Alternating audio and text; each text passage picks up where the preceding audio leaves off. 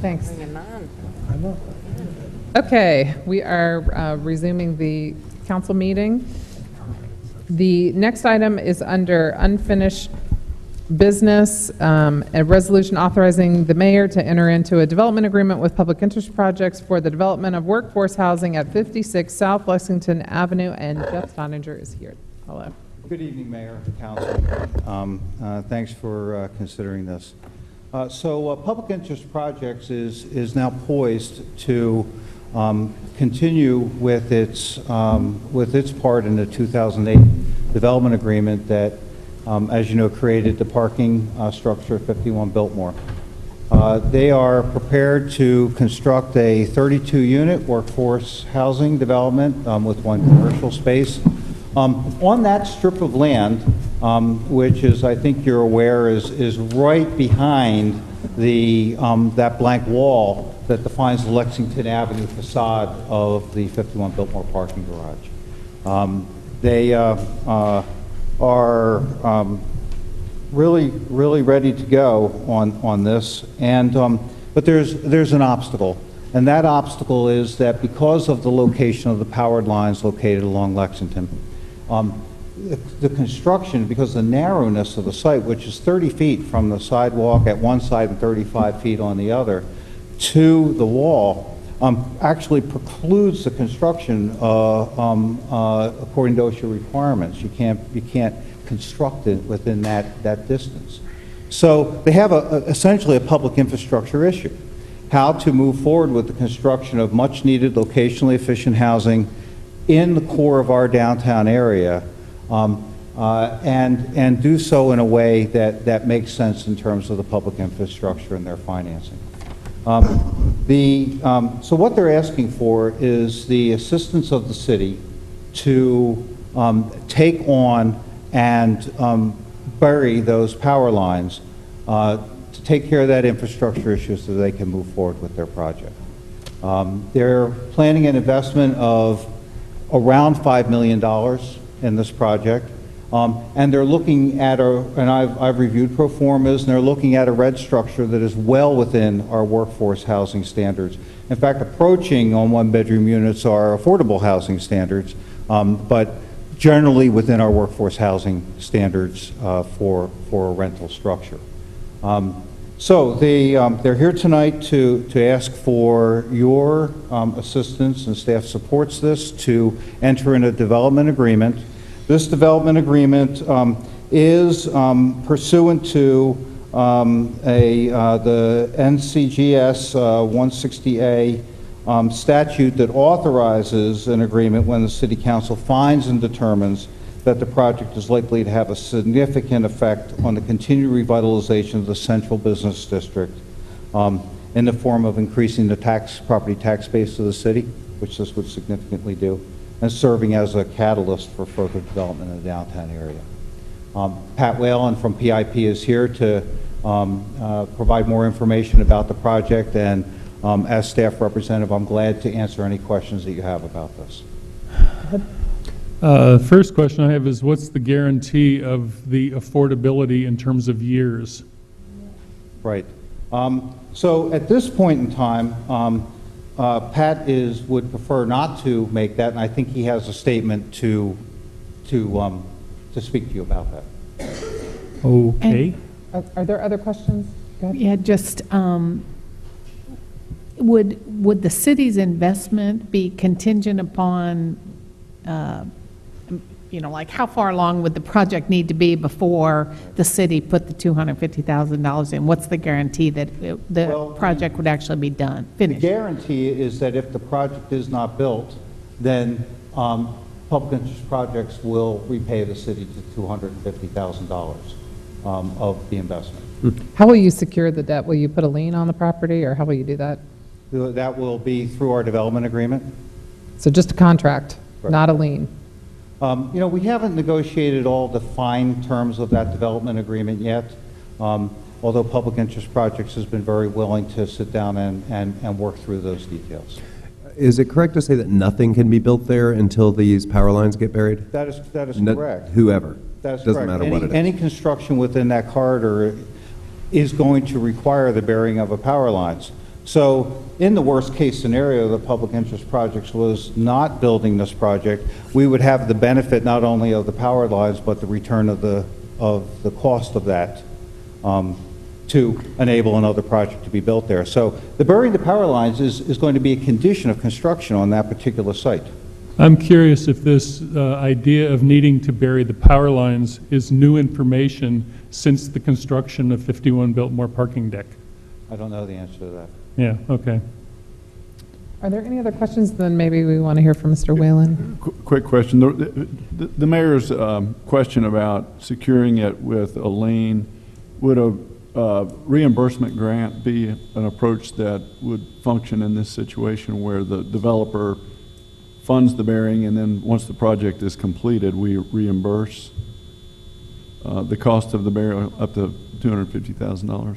That has not been the nature of the conversation to this point. Okay. So should we invite Mr. Whalen and perhaps some of the... That would be great.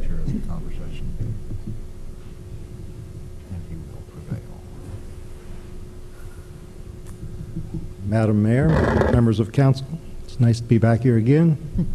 Been a few years, which is also nice, for me at least, I hope for you also. Why should you bury these power lines? Well, I appeared before you a few years ago, and I stated that it was our intention to do workforce housing in this area. And we have spent 2.5 years after the 51 Biltmore parking garage project finally got the go and was being constructed, we started planning to do a workforce housing project. We tried to do a 200-unit project on this site and other nearby sites. We went to HUD, we got initial approval, went to a number of lenders, we had an agreement with one lender, we had our plans being done, and we talked to a number of contractors trying to get the costs to a point where that project would work. We spent 2.5 years doing that. The contractors kept telling us we could do it, and every time they'd come back with the prices and they're a little more than they were the last time. So finally, we had to give up on the large project because we don't have the equity. We couldn't attract the equity at the kind of returns we're getting with a project like this. We cannot get conventional equity investors because the return is too low. So we said, okay, we will drop back and do a smaller project immediately behind the garage. This project also doesn't pencil out. We have a significant gap compared to what developers normally expect in doing a project, but we want to do workforce housing, and we believe the city wants us to do workforce housing, and that's why we've come to ask you to bury these power lines. Why should you help us? Well, we have this great walkable downtown, and there are a bunch of wooden utility poles sticking up out of new sidewalks. Dangerous for pedestrians, dangerous for handicapped people, and deterring people from doing better development on the sites where those utility lines are. It is a smart investment for the city. Over the useful life of this project, the city's share of the property taxes and the wall, not having to do the wall project to cover that wall, the savings will generate in excess of 5 to 6 times the size of the city's investment. I know this council is working hard to make varied housing options available within the city limits. You'll be enabling us to do a workforce housing project on this very narrow site. Workforce housing is the biggest need to maintain our downtown as a welcoming place for everybody. We have 3 to 4 times as many luxury units in downtown as we have workforce housing units, and we have 4 to 5 times as many subsidized affordable units in downtown. The real gap is in the middle. This project will be green. It will have a green roof, it'll have numerous energy and water conserving features, and the greenest feature of all is its location. Anybody who lives here and walks to work, and it appears that 40% of our jobs are within a mile of downtown for our city, will have those people will have a much smaller carbon footprint. Oh. Don't worry about it. Than, continue? Yeah, I guess I'm a little, does everyone mind if we get, Please. Go ahead. Go on. Than a household with 2 Priuses out in the county with a solar array on their greenhouse roof. We're calling this workforce housing, but for downtown workers who can walk to work and get rid of 1 or 2 of their cars, when transportation costs are rightly considered as part of the affordability criteria, these apartments will be more affordable than conventionally located affordable housing. Middle-income people are spending well over 30% of their income on housing, and often as much or more on transportation. What's our track record on doing workforce housing? Some of the questions I was hearing asked were, are they really going to do it?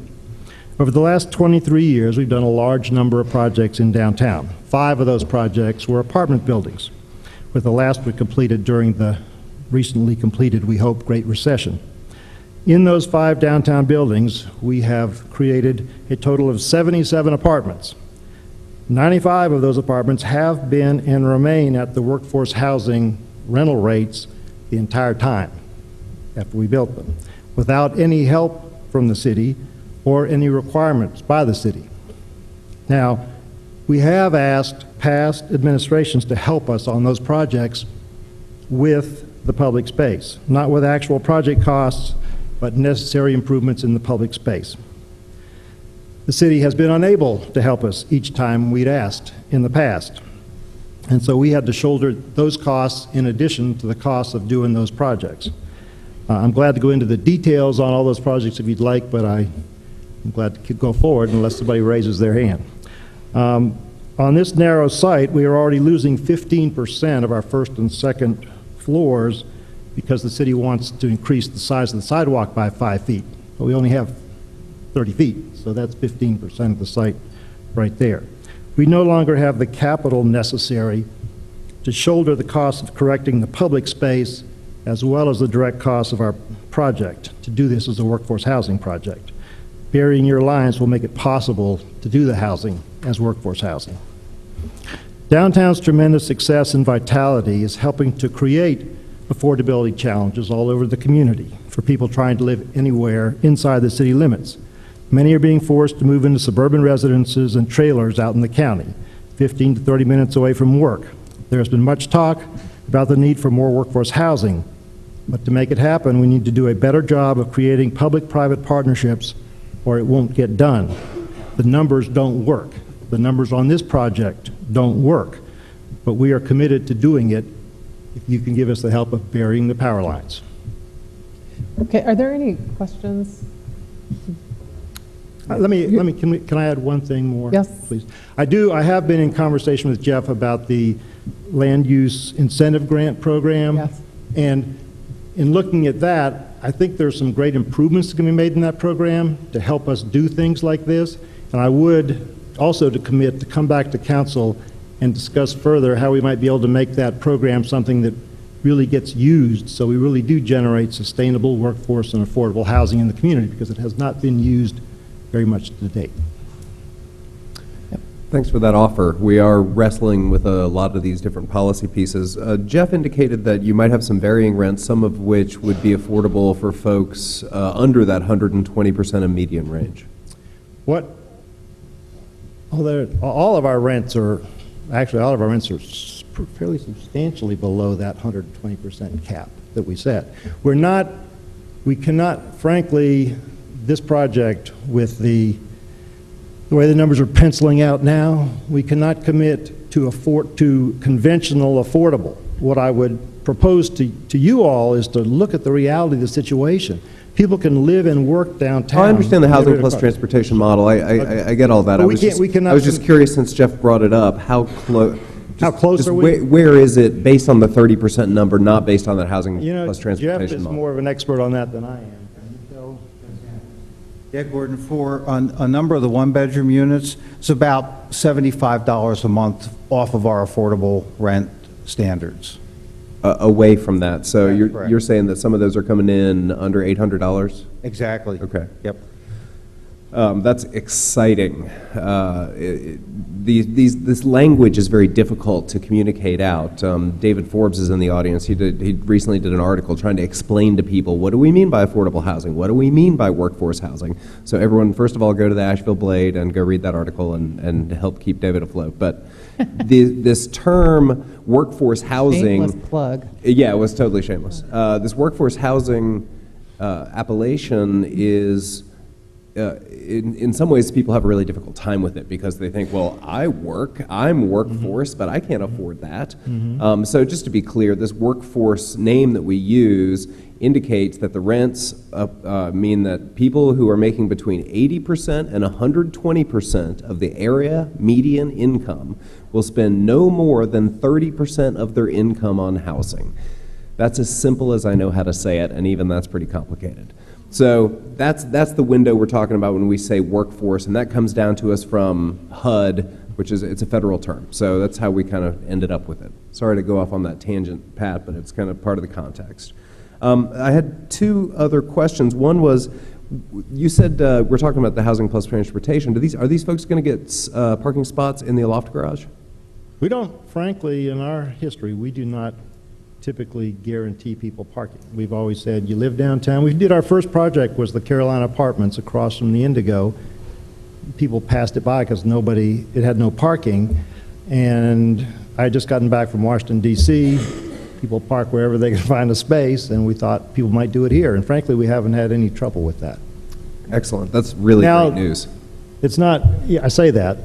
We're going to work with the banks. Part of the banks is going to have, what part of our challenge with the banks is convincing them based on the track record we have. But I think from our conversation we can do that. And if that conversation doesn't pan out with the banks, then we won't necessarily be moving forward with the undergrounding. So this conversation becomes... Well, that was another question you all asked, and that's a critical question. The underground, not having the lines buried has been the biggest impediment to us being able to go forward. Ever since we dropped back to the smaller site, we can't really, and I didn't find out about the OSHA requirements that said we couldn't, I thought we could work it out as we went along. But apparently the OSHA rules are we can't even start construction with those lines like they are. And frankly, you have your city lights are sticking in 10 feet into the property now as well. So we have to have the lines buried so we can get the final contractor price and so we can get the bank loan. Because right now it keeps being something that's going to happen sometime in the future and you can't get pricing that way. A couple of questions, Pat. First of all, thanks. Public interest projects has had a great commitment to this community. A lot of stuff that is great about this community wouldn't have happened without you guys. So much appreciation and thanks for persevering here. The parking, when you don't provide parking, has it been your experience that many of the people that reside in places where you don't provide parking simply don't own cars? Or is it more that most of them find? I think they find ways. I think a lot of them do own cars. Okay. But some of them don't. Yes, some of them don't. But it's I don't know. I've never actually, that's be a wonderful survey for us to do, but I think we have a significant percentage who do not own a car, and we have a significant percentage who just find a place. And, there is this trend towards, car rentals by the hour and so on. Well, the car sharing program that U-Haul just started, I just found out about that, frankly, last week. That's one of the things I hope we can integrate into this project, is to give people an opportunity to be part of that, because that would be perfect. Actually, that was my question. I'm sorry. Thanks. Okay. Any other? So, Councilman Bothwell asked earlier, and I'm just going to ask, so is there a commitment, like written down commitment, that it will be at least workforce housing? Not affordable, but workforce housing? That you'll commit for a certain time period? Well, the time period is the little bit of an issue. We have our agreement, if we don't do workforce housing, we'd owe you back the $250,000, as I read the agreement, the draft we've done. I'm asking you not to put a time limit on it. I'm telling you we've done 77 units. 95% of them have been workforce housing for 15, 10, 8 years without us going away from that. And I'm not doing it because I don't want to commit. What I'd like to be able to do is come back to you and work through the land use improvement grant process and hopefully improve that process at the same time, and you guys can put the requirement. We'll have a term. I'll agree to a term at that point. But I hate to agree now because frankly, this project can't be done this way. I mean, we're doing it, but it can't be done. And so we're going to make it happen, and we're willing to do that. We're willing to make the commitment to do that. We need the lines buried. I really would like to see the land use improvement grant program improved so we can do some other things around downtown that I think would be helpful, because there's a lot of potential to really improve that program if we can add in a little more understanding of the costs and the benefits of people living right in downtown. That's what we've been working on for 25 years, is to try to make downtown this great model urban livable place. And we need, I think, to get other developers who are not willing to take the kind of returns we'll take to take part in it, we need to improve that process a little bit. So I'm sorry, I'm answering your question saying, no, I do not want to make a commitment in time right now. I want you to trust me based on our history. If you all feel you can't do that, that's fine. You'll do whatever you do, and we'll have to decide what we do with it, frankly. Let me see if anyone else has a question for you. Okay, thank you. Okay, questions for somebody else, comment or motion? Yes. Yeah, I have a comment, and I applaud the notion of building affordable housing on this site, but I have some serious problems with it because, to start with, is the due diligence issue here. PIP provided this deal to us for the 51 Biltmore parking and the Aloft Hotel and everything, reserving this place to build affordable housing. Why didn't they know then, and wouldn't a diligent builder have known then that you couldn't build under a power line? So they left themselves this parcel and now tell us that they can't build on it unless we pay for burying the power lines. They also, frankly, I mean, I know there's differences of opinion here.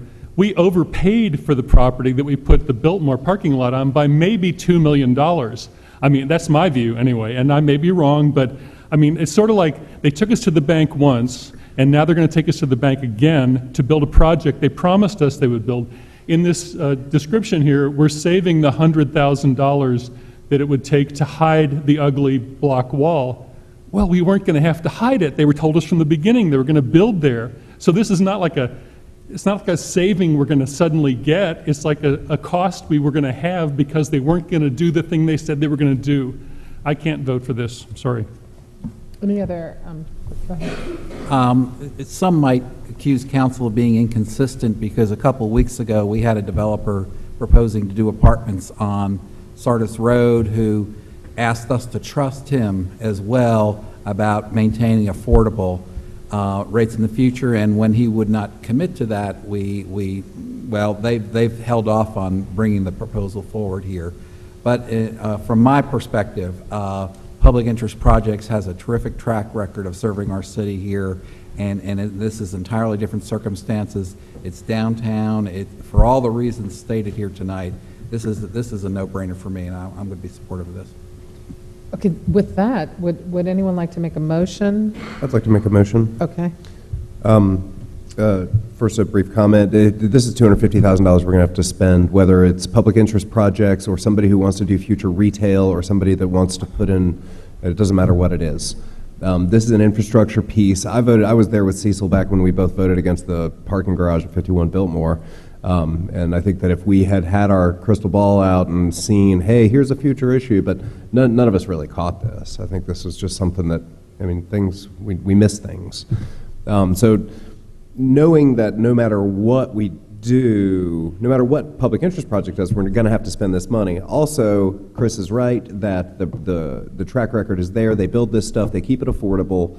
I have no doubt that Mr. Whalen's going to put his shoulder to the wheel on this thing and make it happen. As far as future land use incentive grant stuff, it'll be great to have his voice in on that. We're going to have a lot of voices in on that. And I don't want that to get tangled up with what we're doing tonight. So with that, I move to approve the staff recommendation as written. Second. Okay, I have a motion and a second. Anyone wishing to make comment on the motion? Yes. If you'll just come forward and state your name, and you've got 3 minutes. Hello, everybody. My name is Lauren Bacchus, and I'm just confused, like a lot of folks are, about what constitutes workforce in Asheville. It was stated earlier that 40% of Asheville's jobs are within 1 mile of downtown. Well, what is the average person doing at one of those jobs? Most likely someone's working in a restaurant or a retail store. That's the reality of a lot of people's situation. So when affordable workforce housing is used as a term, I think there's a lot of confusion within the actual workforce in Asheville. Or, you know, workforce, like y'all have mentioned, it covers a wide span of folks. But I guess it would just be good to hear from the city exactly what that means. And I know there's a lot of, it has to do with the median and everything, but if I can bring just a face to someone who's been working and living in Asheville for a handful of years. I currently have 3 jobs, and I have for about a year had these 3 jobs, and I've been looking for full-time employment. I'm a city employee at the Civic Center making $7.81 an hour. I work at the Asheville Art Museum for $7.25 an hour. And I also work at a coffee shop, which is my moneymaker, you know, and pardon me, it's a frustrating situation. So, I don't know, that's just an example of what I deal with as a single person, and I work like 50 hours a week between those 3 jobs, and it doesn't seem like a lot of average working people would be able to afford any of these units. Okay. Thank you. Thank you. Anyone else?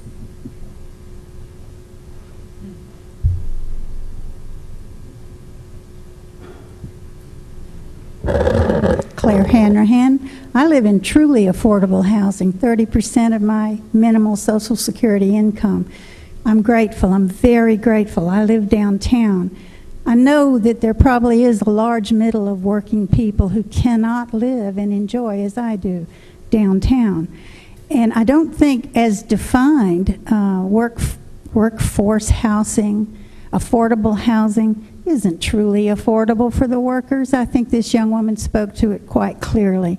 And I would just hope that when we use these terms that we define them clearly so that people understand, so that we're not duped by something that sounds affordable, we get our hopes up, and in fact, if you base it on what the income is, the median income, when you have multi-millionaires in that equation, something's wrong. Thank you.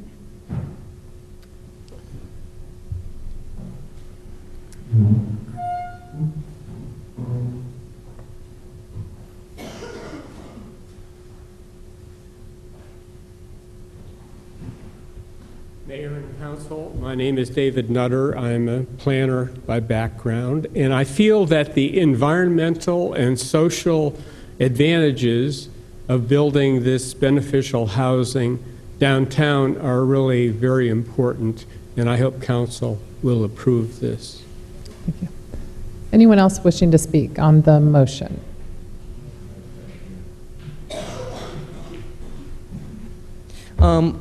So I've heard everyone talk about property rights tonight.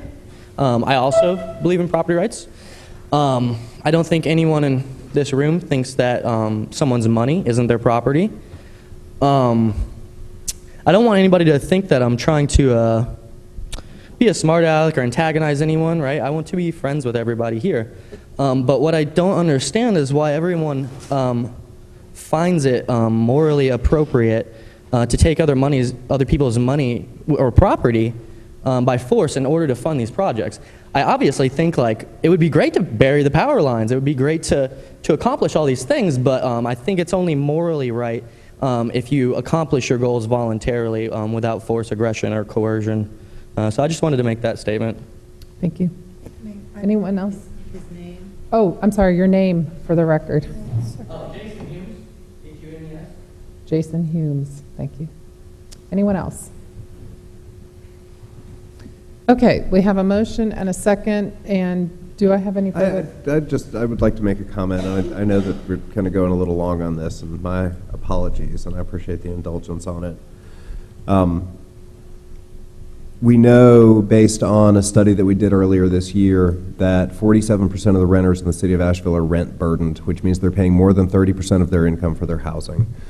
We know that when we're discussing affordable housing, that what we're using is jargon, and that jargon means that that's at 80% of median area income or less is what's defined as affordable. There are subsets of that, 60% and 30%, as you said, Claire.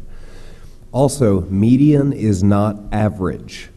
We're not saying the average wage. That's not what we're saying. We're saying the median wage, the middle. 50% are making more, 50% are making less. It's a really important distinction, but I think it gets lost in the discussion sometimes. And next month, October 14th, this city council is going to sit down to a comprehensive work session around affordable housing with a raft of affordable housing policies, a menu that this council is going to be addressing, because we know that in addition to getting wages up in this town, because we have below average wages, and in addition to providing meaningful transportation options like you're seeing down in the River District, we have to meaningfully address the affordable housing issue as well. Just wanted to throw out there in response to what I heard, and I appreciate the indulgence of council. Any other questions, comments? All right, we have a motion and a second. All those in favor, please say aye. Aye. Any opposed? Aye. Okay. Thank you. That concludes the unfinished business. And moving on to the new business, and our last formal item on the agenda is a resolution authorizing the city to apply to the Federal Aviation Administration for approval of a plan of reorganization. That's it, okay. Regarding the Asheville Regional Airport and to transfer property and operational responsibility for the airport to the Greater Asheville Regional Airport Authority. And I am the presenter on this because Bob Ost, who prepared the attachment to your agenda, is not able to be here with us. This is the final component to the movement toward the eventually the recognition of the new airport authority. And Bob wanted me to mention that the FAA has already approved the transfer of the Ag Center property, but this would authorize a request to the FAA to recognize the new authority and transfer the airport property to the airport authority. And should it ever not be used as an airport, it would revert to the city. Given that we have discussed this at some length on repeated occasions, I would move that we approve it. Second. Okay. I have a motion and a second. Are there any questions anyone has? No? Okay. And now, hold on. We don't have any questions here. But if anyone would like to comment on the motion, yes. Come to the microphone so everyone on TV can see you. Yes. And state your name, please. It is Cherokee. Is the Greater Asheville Regional Airport Authority a county authority or state authority? I can answer that. It is actually an independent authority created by the state, but recognized by the Federal Aviation Administration. So employees are paid by the state? By the authority. It's its own standalone governmental unit. All right, thank you. Mm-hmm. Good question. All right, any other comments? No? All right, all those in favor, please say aye. Aye. Any opposed? No. All right, that concludes our business. I do have a few people signed up to speak. The first is Jim Bright. Is Jim here? Yes.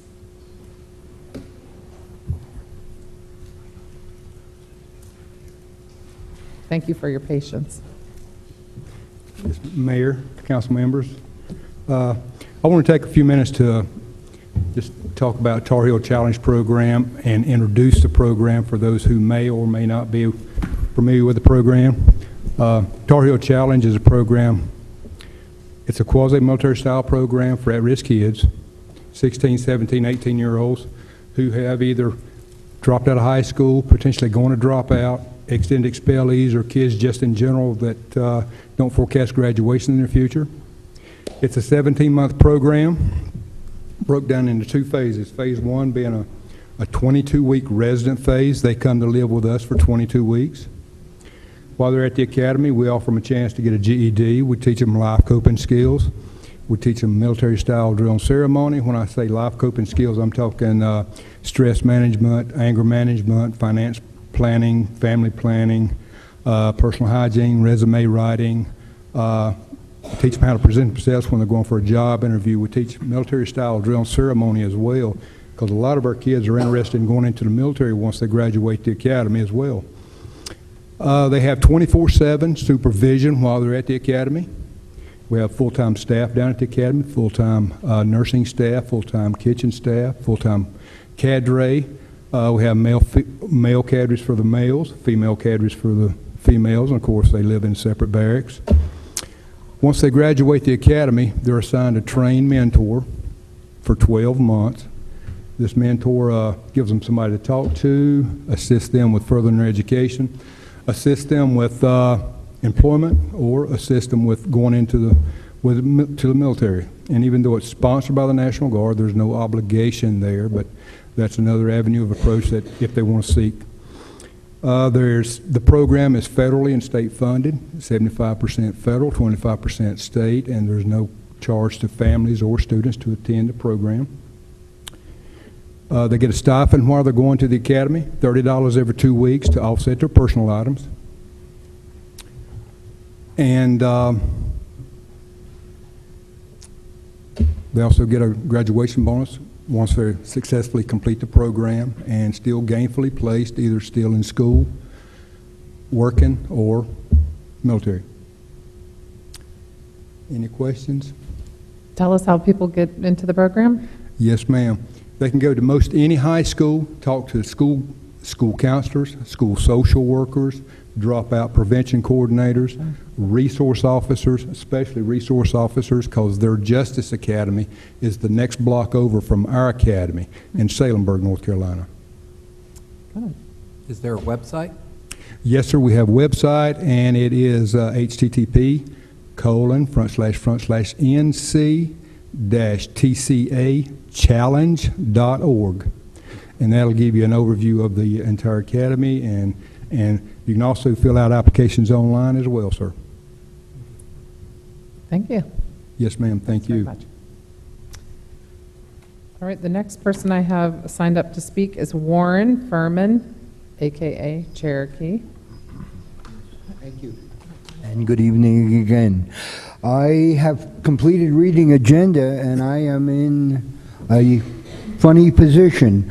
I want to make application for submission of myself to board and commission. The one that I filled out was one that I'm not sure exists.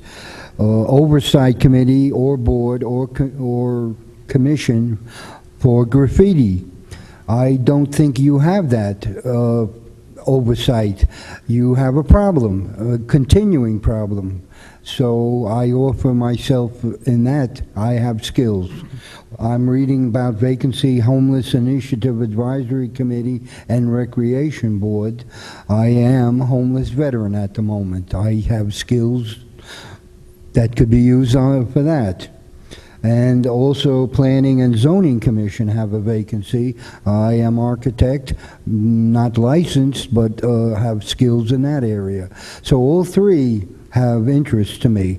I therefore put myself at the mercy of whoever making decision to consider me for all three, and I will submit my name, in effect, to that extent, wherever I can be used best in that person's opinion. Thank you, sir. And you understand the process to submit application to our city clerk? Yes, and okay. she looked like Maggie Burleson, too, by the way.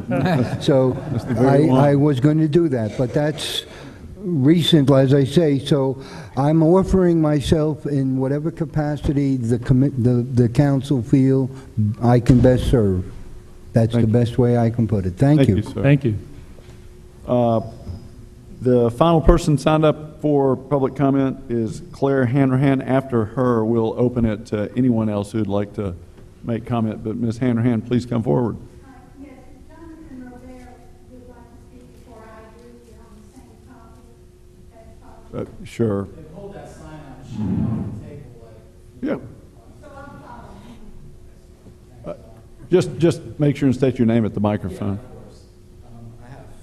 something to hand out to council. Step back. There's only 7 copies.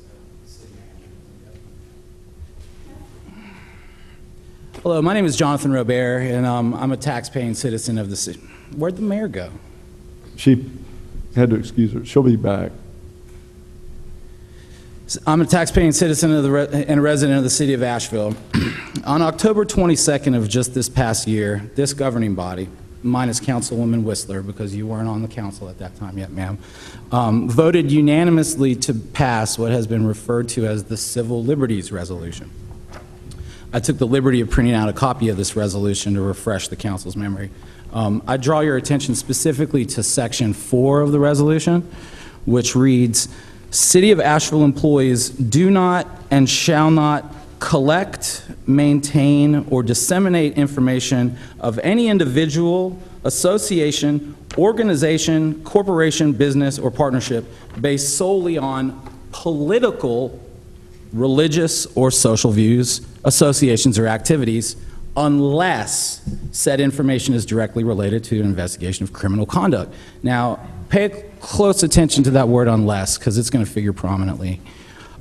It so happens that during the recent Memorial Monday rally held at Pack Square on August the 4th, one Lee Thomas, a forensics officer with the APD, was observed filming this peaceful rally in direct contradiction to this aforementioned resolution. This gathering was political in nature. APD employees are employees of the city of Asheville, and videotaping people is the collection of information on those citizens. Now, this concerned me greatly, so I inquired with APD about the existence of the videotape and what their plans were for its destruction. Unfortunately, Chief William Anderson has stated outright that APD indeed filmed Memorial Monday, that they are keeping the tape for training purposes. So it was my belief that this tape, which should have never been made in the first place per the Civil Liberties Resolution, should now be destroyed. I felt strongly enough about this issue that I filed a complaint with APD, and I brought the concern to the August meeting of the Public Safety Committee meeting, in which Mr. Davis, Mr. Pelley, and Mr. Bothwell were in attendance.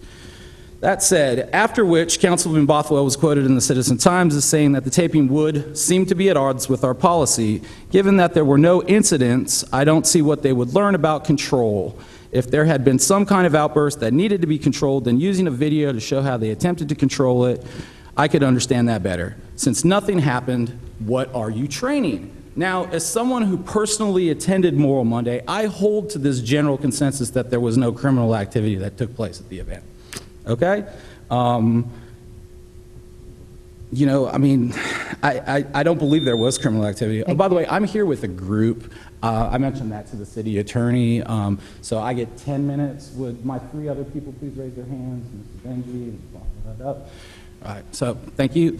I additionally filed a Freedom of Information Act request to gain a copy of this tape. You know, considering the fact that if nothing criminal happened, then it should be public record. Well, this request was denied by the city attorney's office. And the statute that they cited was 132-1.4, criminal investigations, intelligence information records. As used in this section, which is subsection B-2, records of criminal intelligence information means records or information that pertain to a person or a group of persons that is compiled by public law enforcement in an effort to anticipate, prevent, or monitor possible violations of the law. Now, I was stunned to hear this. What could possibly there be about citizens exercising their First Amendment rights to peacefully assemble that would warrant a criminal investigation? Now, I personally witnessed several members of council in attendance at Memorial Monday. Mr. Smith, you were there. Mayor Mannheimer, you were there. Councilman Bothwell, you were there. Now, I want to know how y'all feel about being investigated as criminals for attending a political event. It's not a rhetorical question. The reason for denying this FOIA request contradicts the reason given about training, okay? Now, this Sunday, Asheville Citizen-Times did a huge article on this issue of videotaping political events, only to learn that it's been going on for over a decade now, a decade. Now, I know that precedes everyone's tenure on this council except Mr. Davis, and it also includes Chief Anderson's tenure as Chief of Police. But this activity runs counter to your civil liberties resolution. It is in direct contradiction of the spirit and the letter of what y'all passed as city council.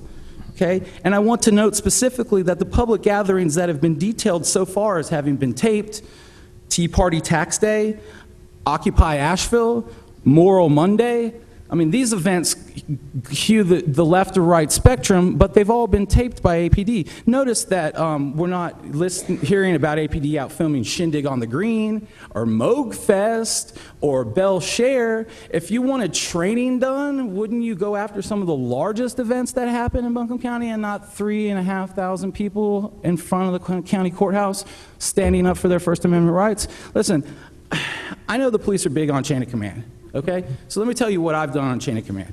I first went to APD, and the chief said, no, I'm keeping this, and you can go to the city attorney's office about it. So I went to the city attorney's office about it. They said, yeah, well, whatever.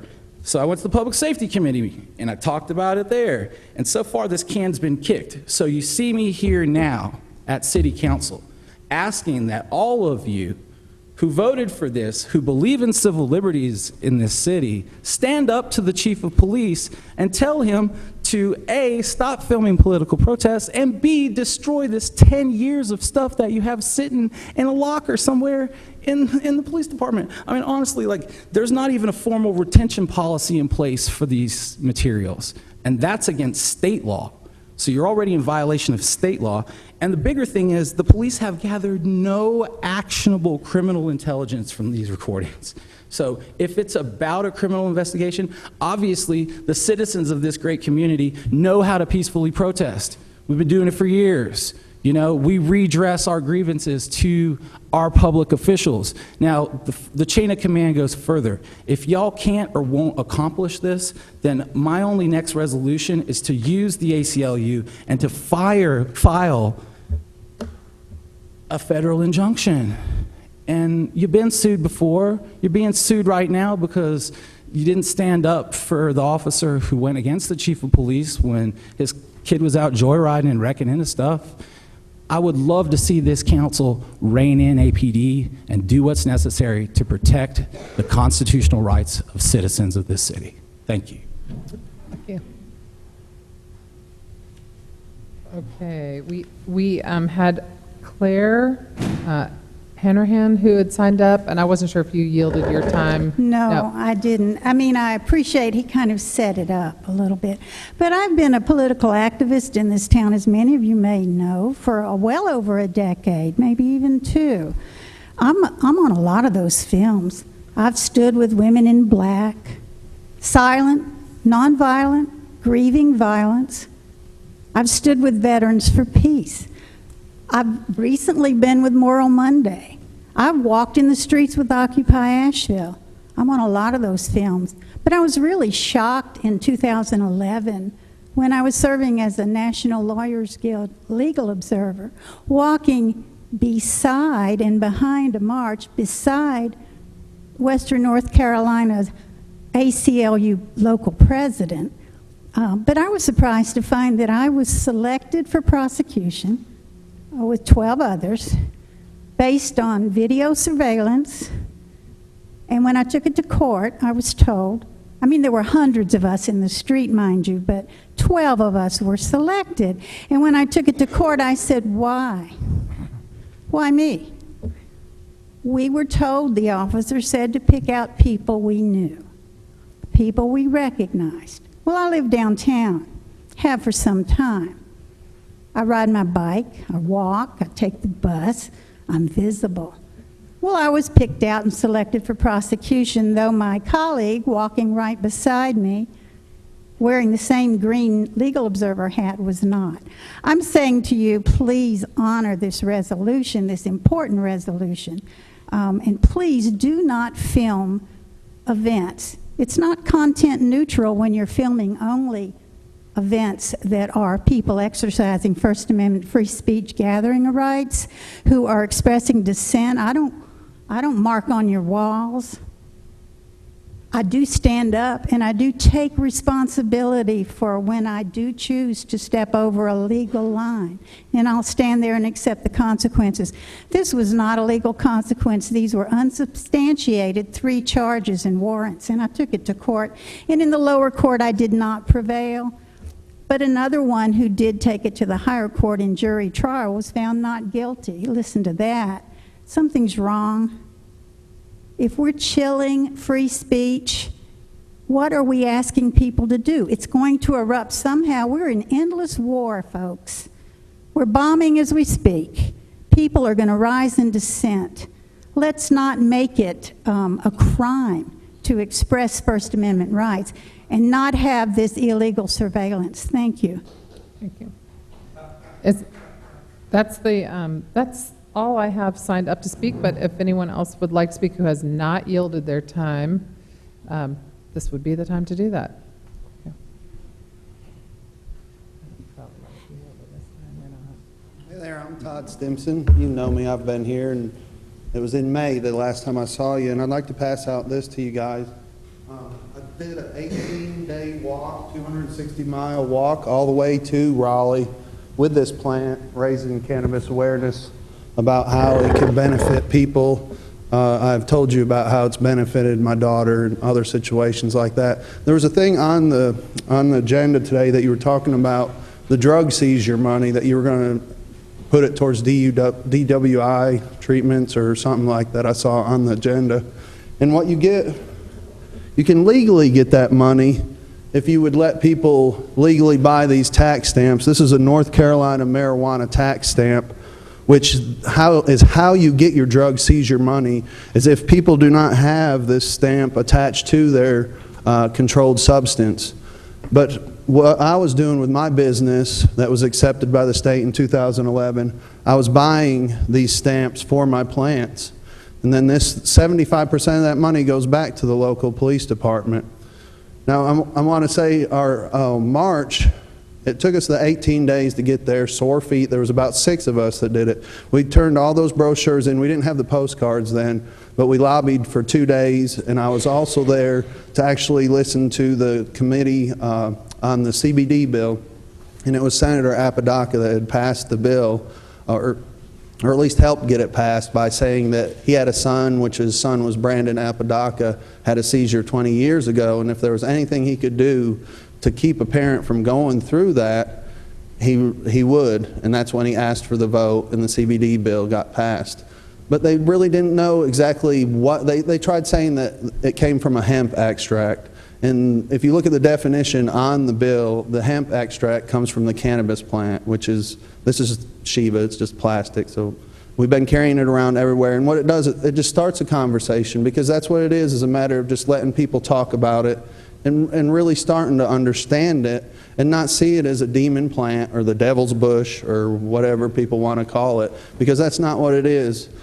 And this is an example. It's so sad that there's people out there that can benefit from this, but people are dying almost every single day from cancer or seizures or anything. And this is an example. On the 14th day of our walk, there was a person that had offered us a place to stay.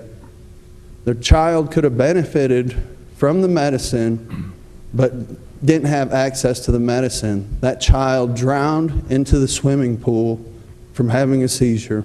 So just in that 18-day period, there was a person lost, an 11-year-old son, where my daughter is 15 years old, she benefited from it.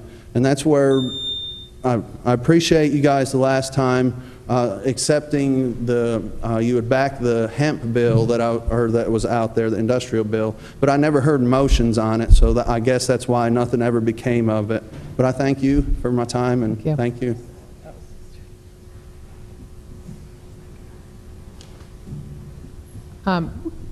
Anyone else wishing to speak who has not yet made, yes, sir.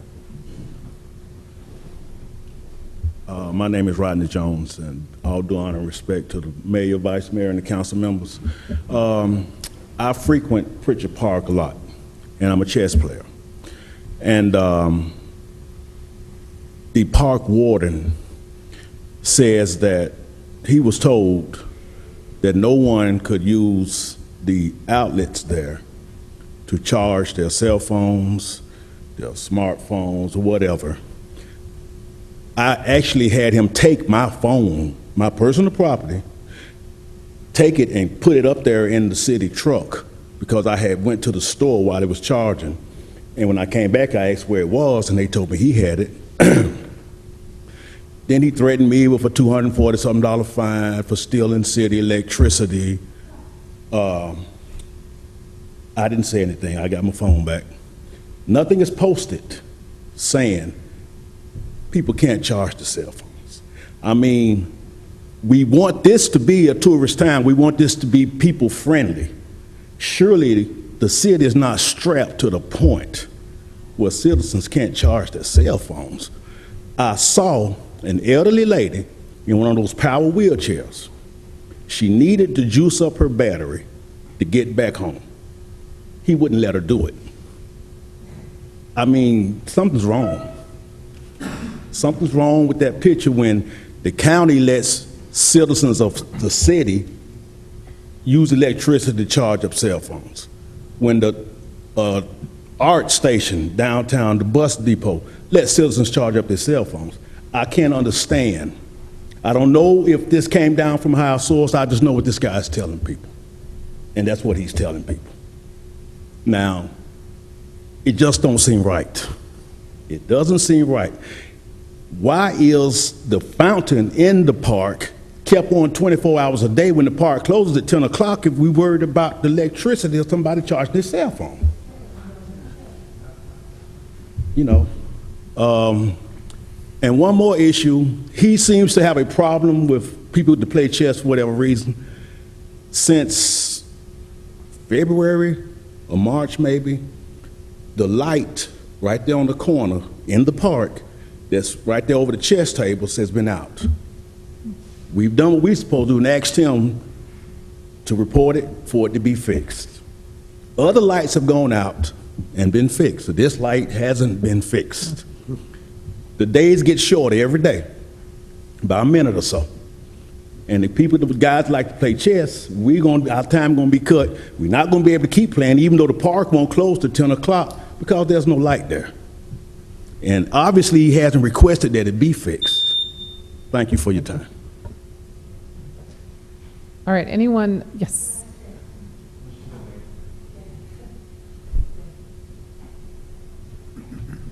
I'm just a little confused, and I hope you guys can straighten this out.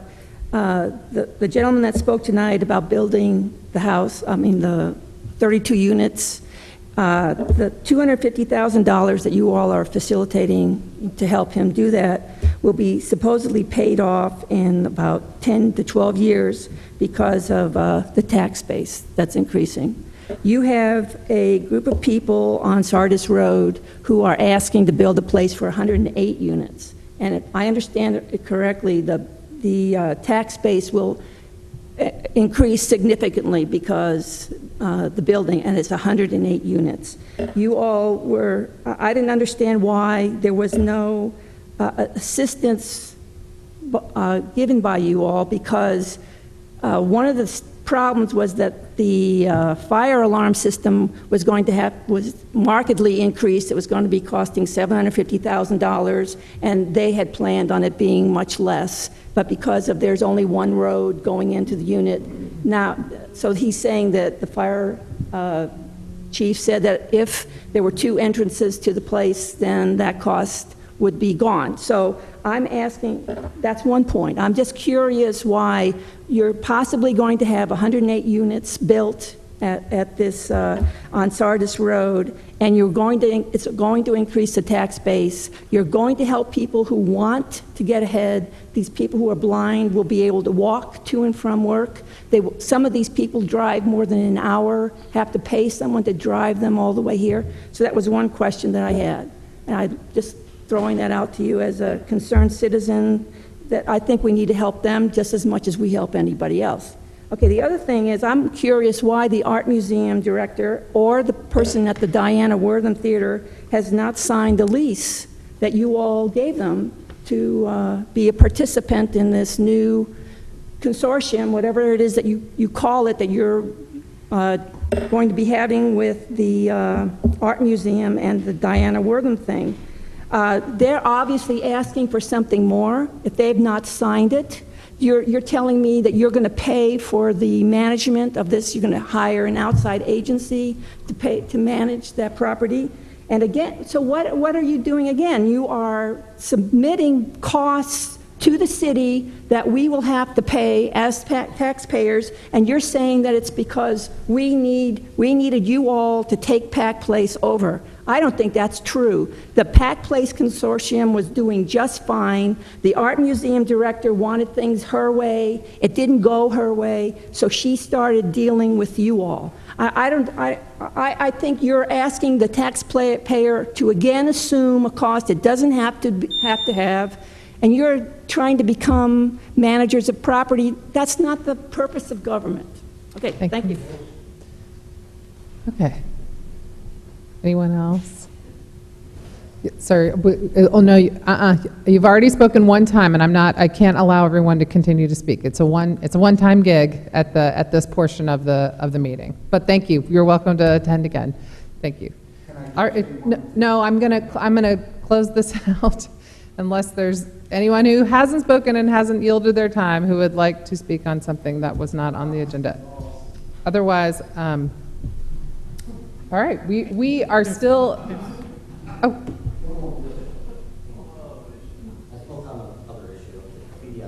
And I'm going to just trust you guys because I don't remember who yielded their time, but that was not I. Trust that you didn't. No, I didn't. Thank you, ma'am. Appreciate you. J.J. Hicks again. And I don't know, budget amendment in the amount of $20,000 from the 2013 high-intensity drug traffic area grant. Sir, this is an opportunity to comment on things that were not on the agenda. We offered an opportunity to speak on each item on the agenda, so I'm very sorry, but it is after 8 o'clock now. We have a closed session to continue, and I'm sorry. I totally understand where you come from. Just briefly, I can address just generally, not specific things on the budget, but just the continued throwing of money at law enforcement for this disastrous, epic failure that we call the war on drugs.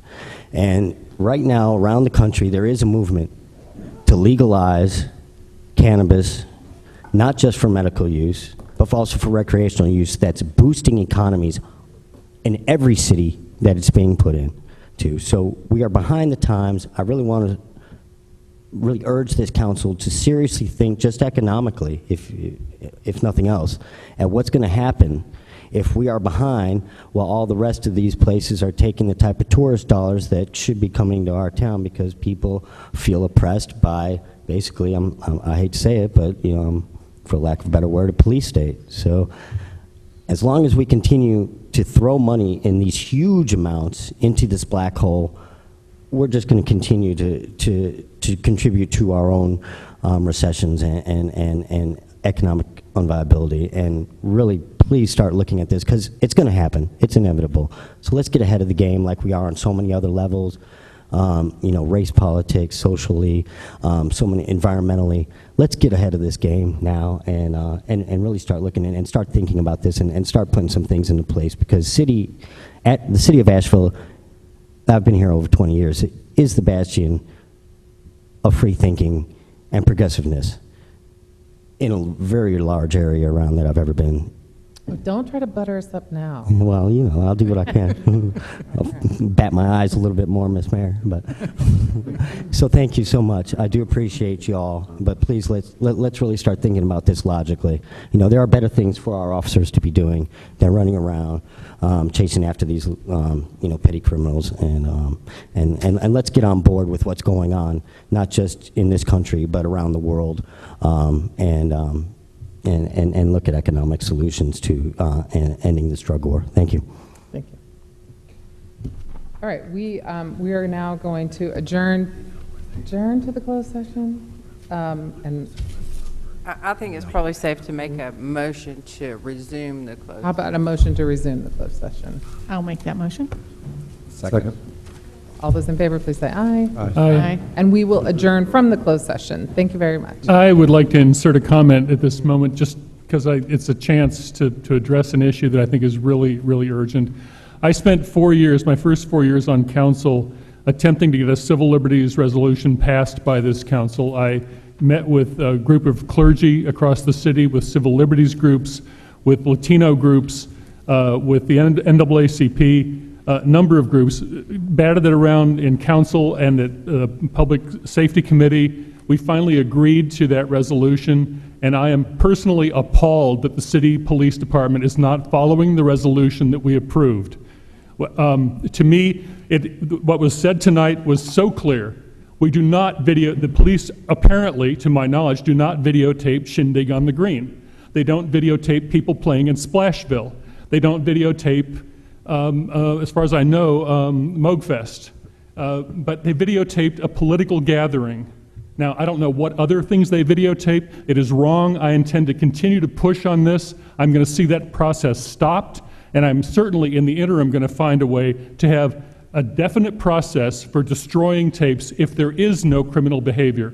I see no excuse whatsoever for saying that there's going to be some kind of training benefit from a peaceful gathering.